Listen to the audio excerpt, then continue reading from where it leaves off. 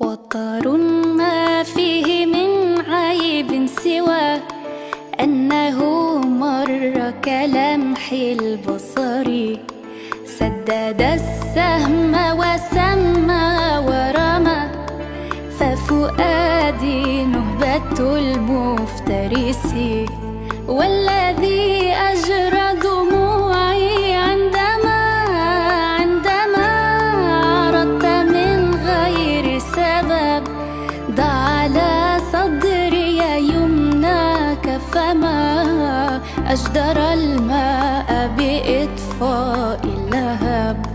وطر ما فيه من عيب سوى أنه مر كلمح